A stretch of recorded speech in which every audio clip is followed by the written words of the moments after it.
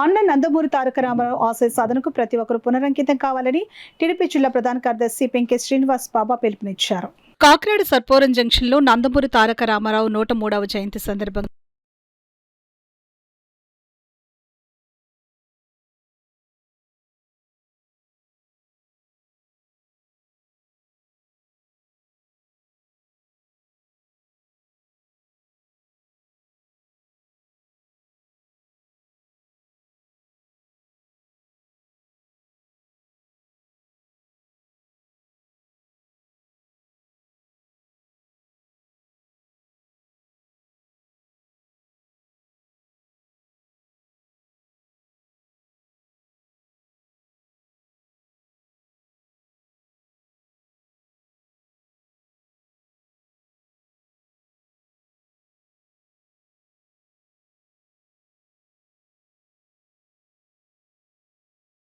దూరంగా పిల్లల్ని అందరినీ జాగ్రత్తగా చూసుకునే ఆలోచన విధానంతో పొదుపు మార్గంలో ఉంటారని అనేక స్కీములు పెట్టి మహిళల్ని ముందుకు తీసుకొచ్చిన నాయకులు, అలాగే యువకులు యువకులు చదువుకున్న వాళ్ళకి ప్రయారిటీ ఇచ్చి మొట్టమొదటిసారిగా తెలుగుదేశం పార్టీ పెట్టినప్పుడు అనేక మందికి సీట్లు ఇస్తాం జరిగింది.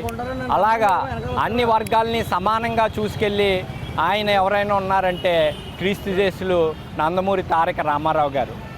అంతేకాకుండా మనం చెప్పుకోవాల్సింది ఏంటంటే ఆయన మీద అభిమానంతో ఏ పార్టీకి లేనిది పార్టీ పెట్టిన 9 నెలల్లోనే తెలుగుదేశం పార్టీకి ముఖ్యమంత్రి, అలాగే రాష్ట్రానికి ఉమ్మడి ఆంధ్రప్రదేశ్ రాష్ట్రానికి ముఖ్యమంత్రి చేసిన ప్రజలు ఆ ప్రజలని ఆశల్ని ఎక్కడా వదలకుండా చివరి వరకు నీతి న్యాయం, అలాగే అందరికీ సమాజానికి అందరికీ తమాషా ప్రకారంగా అన్ని ఫలాలు అందాలే అన్న ఒక నినాదంతో పోరాడి ఆయన ఇంప్లిమెంట్ చేసి రాష్ట్రానికి ఒక భవిష్యత్తు చూపించిన నాయకుడు ఆయన.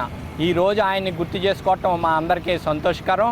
ఈ సందర్భంగా ఈ అవకాశం ఇచ్చిన ఇక్కడ వచ్చిన తెలుగుదేశం పార్టీ ఎక్స్ కార్పొరేటర్లు, జడ్పీటీసీలు, నాయకులు అందరికీ కూడా నమస్కారాలు తెలియజేస్తారు. నారా చంద్రబాబు గారు కూడా సారథ్యంలో తీసుకెళ్తున్నారు.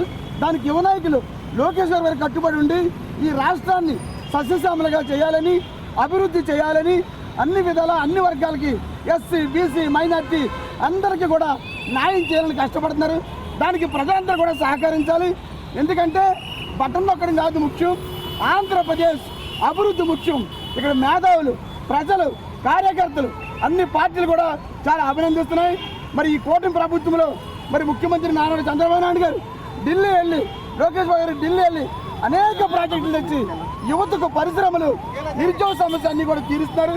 ప్రజలందరికీ కూడా ఒక విన్నపం, అందరూ కూడా ఈ కూటమిని మీరు ఆశీర్వదించాలని, ఇంకా తరతరాలు కూడా మీరు ఎన్నుకోవాలని కోరుకుంటూ ఇంత మంచి కార్యక్రమాన్ని ఏర్పాటు చేసిన ప్రధాన కార్యదర్శి పెంకే శ్రీనివాస్ బాబు గారికి, అలాగే లాబాబు గారికి, మన జడ్పీటీసీ చలపతి గారికి, గోవిందానికి, అందరికీ తాతీలకి అందరికీ కూడా పేరు పేరున ధన్యవాదాలు తెలియజేస్తారు.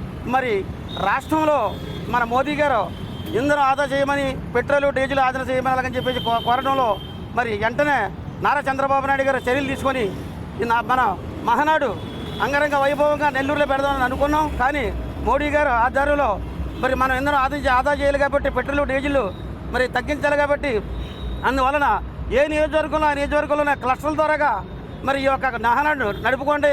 మరి మనం ఆదా చేయడంలో చాలా గొప్పతనం ఉంది.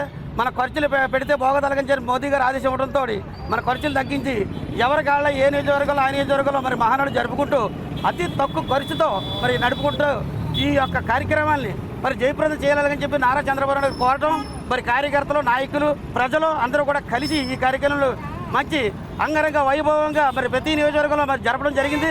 అలాగే మన పెంకే శ్రీనివాస్ బాబా గారు ఆధ్వర్యంలో ఈ మన సర్పవరం జంక్షన్లో మరి భారీ ఎత్తున ఈ కార్యక్రమం జరపడం జరిగింది.